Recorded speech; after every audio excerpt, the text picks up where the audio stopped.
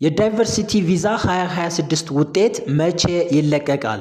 ውጤቱንም ቼክ ከማድረጋችን በፊት ምን ጉዳዮች ላይ በተወሰነ መልኩ ብንዘጋጅ ለኛ ይጠቅመናል የሚለውንም እንመለከታለን። እንዲሁም ደግሞ ትክክለኛ የሆነው ኦፊሻል ዌብሳይት ድህረ ገጽ የትኛው ነው የሚለውንም በዚህ ቪዲዮ እንመለከታለን።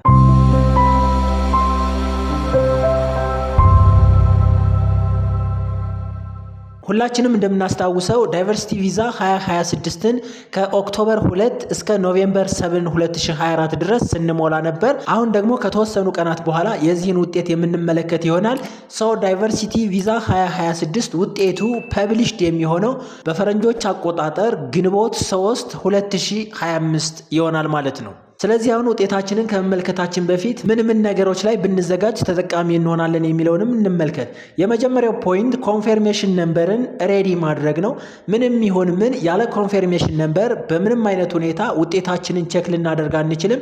ስለዚህ ምናልባትም ኮንፈርሜሽን ነምበራችንን ረስተን ወይንም ደግሞ በሆነ አጋጣሚ ከሆነ ቦታ ጥለን ከሆነ ይህንን ኮንፈርሜሽን ነምበር ሬዲ ማድረግ ይጠበቃል። ሁለተኛው ፖይንት ፓስፖርታችንን ሬዲ ማድረግ ነው። ምናልባትም ፓስፖርታችሁ ኤክስፓየርድ ሊሆን ይችላል፣ ሎስት ሊሆን ይችላል፣ ብሮክን ሊሆን ይችላል።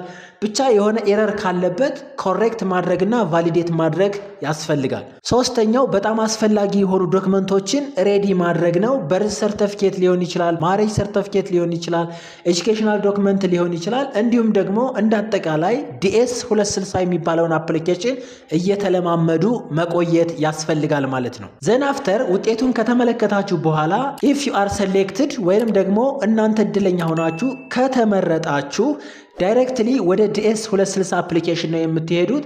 ዘን ይህንን DS 260 አፕሊኬሽን አንደርስታንድ ማድረግና በተወሰነ መልኩ ልምምድ ማድረግ ያስፈልጋል ማለት ነው። ሌላኛው ዝግጅት እንግዲህ ፋይናንሻል ፕሪፓሬሽን ነው። እርሱም እንግዲህ እንደሚታወቀው ይህንን ዳይቨርሲቲ ቪዛ ብናሸንፍም እንኳን እጅግ ትንሽ የማይባል ገንዘብ አስፈላጊ ሆኖ ይገኛል። ኤምባሲ ላይ የምንከፍለው ክፍያ አለ። አጠቃላይ ሁሉንም ፕሮሰስ ለማስፈጸም የምናደርገውና የምንከፍለው ክፍያ አለ። ዳይሬክትሊ በደረሰኝም ያለደረሰኝም ልንዋጣቸው የምንችላቸው ብዙ ገንዘቦች አሉ። እነርሱ ላይ ዝግጅት ማድረግ ያስፈልጋል ማለት ነው። ዘን አሁንም ውጤታችሁን ካወቃችሁ በኋላ ፕላን የምታደርጉት ነገር አለ። እርሱም እንግዲህ ሜዲካል ኤግዛም ነው። ሜዲካል ኤግዛም ፕላን የሚደረገው ውጤት ከታወቀ በኋላ ስለሆነ እርሱንም ነገር ማሰብ ያስፈልጋል ማለት ነው። ዘን አፍተር ምናልባትም የውጤት ሲለቀቅ እስካመሮች በጣም ይበዛሉ። የዳይቨርሲቲ ቪዛውን አሸንፈሃል፣ እንደዚህ አድርገሃል፣ ይሄ ወጥቶልሃል የሚሉ እስካመሮች ስለሚኖሩ እነርሱ ላይም ጥንቃቄ ማድረግ ያስፈልጋል ማለት ነው። በስተመጨረሻም እንግዲህ የዚህን ዳይቨርሲቲ ቪዛ 2026 ውጤት ልንመለከትበት የምንችለው ኦፊሻል ድረገጽ የትኛው ነው የሚለውን እንመልከት።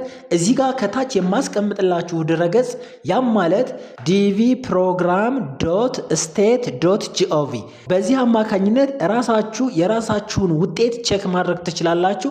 ዘን ይሄኛውን ዌብሳይት አንድ ጊዜ በምትከፍቱበት ሰዓት እንደምታዩት ይህንን አይነት ኢንተርፌስ ያመጣል። ቼክ ስታተስ ትሉትና ወደ ውስጥ ትገባላችሁ። ዘን ኢንትራንት ስታተስ ቼክ ኢንስትራክሽን ይላል። ኮንቲኒው ትሉታላችሁ። አሁን እንደምታዩት ኮንፈርሜሽን ነምበር አስገቡ ይላል። ላስት ኔም ኦር ፋሚሊ ኔም አስገቡ ይላል። ይር ኦፍ በርዝ አስገቡ ይላል። ከታች ደግሞ ኦተንቲኬሽን ወይም ደግሞ ይህንን ካራክተር አስገቡ ይላል። ዘን ሰሜት ትሉታላችሁ። አሁን ይሄኛው ኢንትራንት ኢንፎርሜሽን ኦፕን የሆነው ለዳይቨርሲቲ ቪዛ 2025 ነው።